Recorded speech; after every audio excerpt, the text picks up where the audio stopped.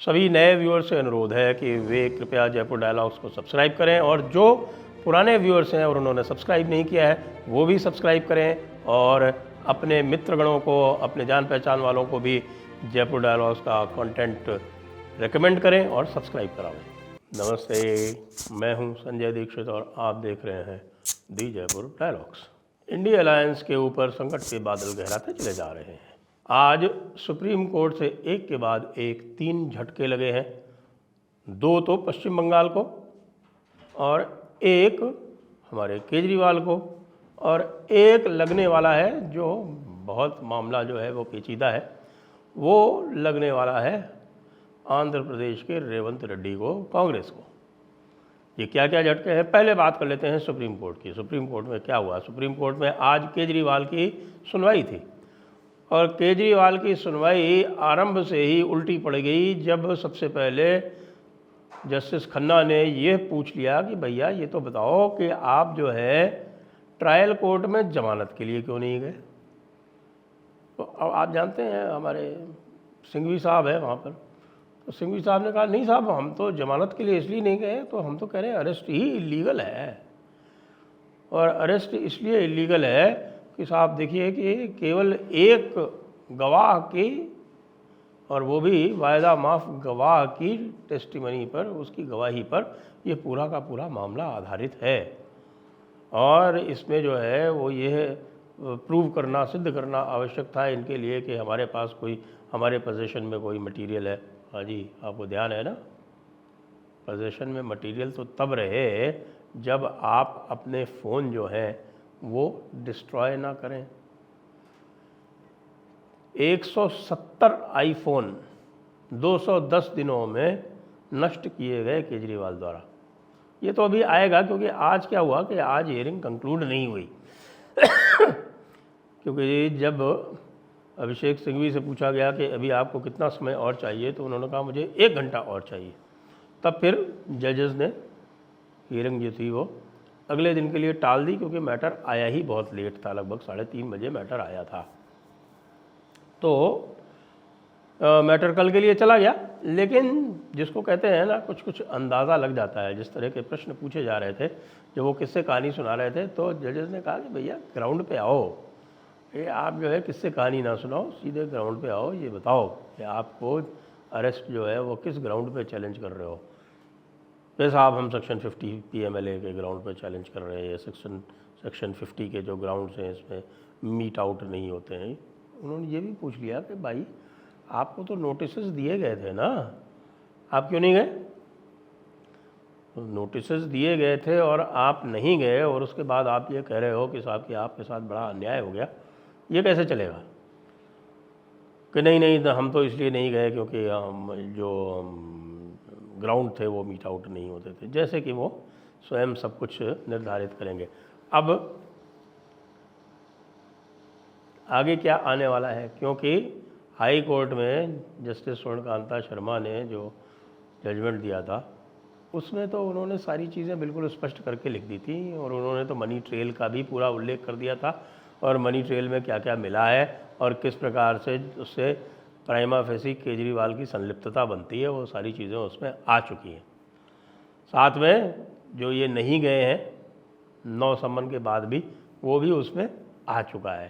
तो जिस प्रकार से आज पूछताछ हुई, उससे तो लग रहा है कि केजरीवाल जो है वो घोर समस्या में है। लेकिन अभी एक दिन और प्रतीक्षा कर लेते हैं, क्योंकि एक दिन जो है वो केजरीवाल की सांसें जो हैं वो ऊपर की ऊपर और नीचे की नीचे और रहेंगी, और उसके बाद मुझे लगता है पूरी तरह से नीचे चली जाएंगी।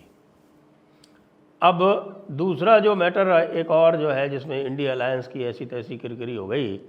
अब वो इंडिया अलायंस जो है, लोग कहेंगे कि साहब कि आप ममता दीदी को इंडिया अलायंस में क्यों मानते हो? भाई मैं तो ये कहता हूँ कि टेक्निकली तो ममता दीदी इंडिया अलायंस में नहीं है, लेकिन हमारे जितने भी ओपिनियन पोल वाले हैं और बाद में जो एग्ज़िट पोल करेंगे, ख़ास तौर से सी वोटर वाले, वो उनको इंडिया अलायंस में ही मानते हैं, क्योंकि वो ये मानते हैं कि भाई उनकी जो भी सीटें आएंगी वो इंडिया अलायंस के साथ ही जाएंगी। चलिए मान लेते हैं।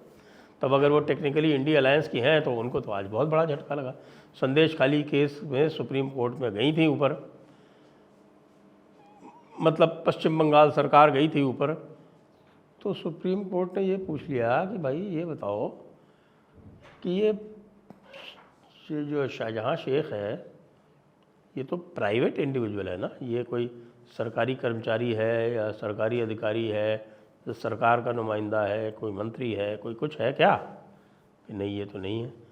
तो ये जो स्टेट है यानी राज्य पश्चिम बंगाल की सरकार जो है, ये कब से जो है वो प्राइवेट इंडिविजुअल को बचाने के लिए आने लगी है? ये कब से हुआ? प्राइवेट इंडिविजुअल खुद आता तो बात समझ में आती है, जो सरकार जो है वो क्यों आई है? अब इसका इनके पास कोई जवाब नहीं था, इसलिए वो मैटर तो गया ठंडे पानी। संदेश खाली में जो कुछ भी है वो उसी तरह से कंटिन्यू करेगा। तीसरा मैटर और आया था जो वो भी पश्चिम बंगाल से संबंधित। पश्चिम बंगाल में जो रिक्रूटमेंट स्कैम हुआ और जिसमें 25,000 अभ्यर्थियों के पूरे एग्ज़ाम कैंसिल कर दिए, उसमें जो अभ्यर्थी हैं वो गए हैं ऊपर और वो कह रहे हैं कि साहब कि इसमें जो है जिन लोगों ने फर्जीवाड़ा किया है उनको ही पनिश किया जाए और पूरा का पूरा एग्ज़ाम कैंसिल ना किया जाए। तो वो हियरिंग अभी चल रही है और उसमें थोड़ा समय दिया गया है, क्योंकि उसमें ये जानना चाहता है कोर्ट कि भाई ये कैसे आप सेपरेट करेंगे, इसमें क्या संभव है कि असली और नकली को इसमें सेपरेट आउट किया जा सके, जिससे कि सारी कार्रवाई जो है वो नकली के खिलाफ ही हो और असली जो है जिनका कोई इसमें कसूर नहीं है वो बचे रह सके। चौथा जो मामला हुआ वो हमारे राहुल गांधी जी जो हैं वो पूरी तरह से झूठ पर आधारित अपनी कैंपेन चला रहे हैं। जैसा मैंने बताया कि उन्होंने एक नैरेटिव बना रखा है कि 400 इसलिए चाहते हैं बीजेपी वाले कि 400 के बाद वो संविधान में परिवर्तन कर सकें और आरक्षण समाप्त कर सकें। अब ये कहीं, जैसा मैंने कहा, बीजेपी के मैनिफेस्टो में तो ऐसा कहीं लिखा नहीं, और संविधान का यदि परिवर्तन करना होगा तो यदि 400 सीटें आ भी जाएंगी तो उससे अकेले से वो कैसे संविधान परिवर्तन कर लेंगे, क्योंकि 2/3 केवल लोकसभा में होना पर्याप्त तो है नहीं, 2/3 मेजॉरिटी चाहिए राज्यसभा में भी, तो 2/3 मेजॉरिटी राज्यसभा में तो आने की अभी कोई संभावना नहीं है।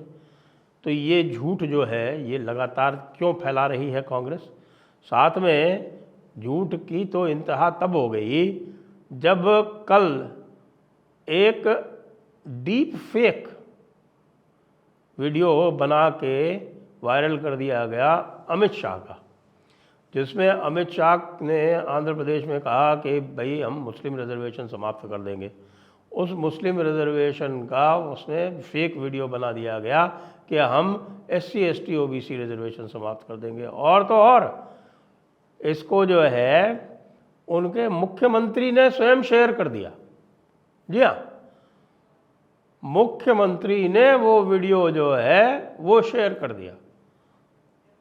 अब मामला दिल्ली पुलिस तक पहुंच गया, क्योंकि बीजेपी ने दिल्ली पुलिस में शिकायत कर दी कि इस प्रकार से डीप फेक वीडियो जो है वो अमित शाह का वो चलाया जा रहा है। अब कांग्रेसी फंसेंगे बुरी तरह से, क्योंकि ये झूठ बोलते बोलते ये भूल गए कि भैया झूठ के पाँव नहीं होते हैं। अल्टीमेटली यदि आप फेक वीडियो सर्कुलेट करोगे तो पकड़े तो जाओगे। अब दिल्ली पुलिस ने रेवंत रेड्डी को, हाँ जी, तेलंगाना के चीफ मिनिस्टर को नोटिस इशू कर दिया है कि 1 मई को आइए भाई साहब, और ये बताइए कि ये वीडियो आपको कहाँ से मिला, क्यों आपने शेयर किया गया, क्यों ना आपके खिलाफ कार्रवाई की जाए।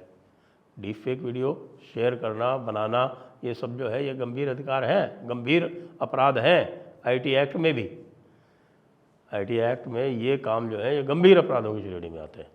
तो ये गंभीर अपराध जिसने भी किया है, और निश्चित रूप से हमारे IT सेल वाले तो वहीं हैं, मुझे लगता है गाली वाली मैडम जो है वो भी हो सकता है इसके दायरे में आ जाए। गाली वाली मैडम जब आएंगी तो वो पता नहीं फिर वो क्या क्या गाली देती हुई आएंगी, कुछ तब पता नहीं। राहुल गांधी जो है वो मानने वाले हैं नहीं, क्योंकि उनका तो ये है कि भैया बोलते रहो, झूठ पर झूठ बोलते रहो, कहीं तो कुछ चिपक जाएगा, वो तो ये मानने वाले हैं। और बाकी जो असलियत है, जो ग्राउंड रियलिटी, वो ये है कि उनका एक और कैंडिडेट मैदान छोड़ के भाग गया। जी हाँ, इंदौर में कांग्रेस का कैंडिडेट जो था एक मिस्टर बम, अक्षय बम जो थे, उन्होंने अपना पर्चा विड्रॉ कर लिया।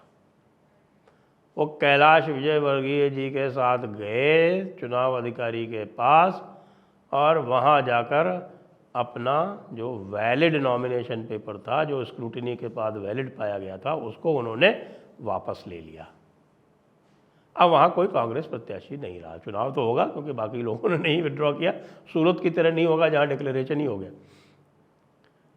लेकिन कांग्रेस एक जगह और खेत हो गई। दूसरी तरफ पश्चिम बंगाल में और साफ ट्राई किया गया। बीरभूम में पर्चा कैंसिल करा दिया गया। जो एक आईपीएस ऑफिसर थे वहाँ पर उनको टिकट दिया गया था, लेकिन भारतीय जनता पार्टी को इसका आइडिया लग गया। उसमें भी क्या साफ बहाना ढूंढा गया।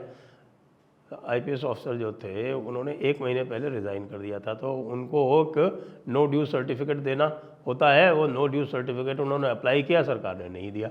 उस नो ड्यू सर्टिफिकेट के कारण उनका पर्चा कैंसिल हो गया। लेकिन भारतीय जनता पार्टी कांग्रेस की तरह चक्कर में नहीं आई।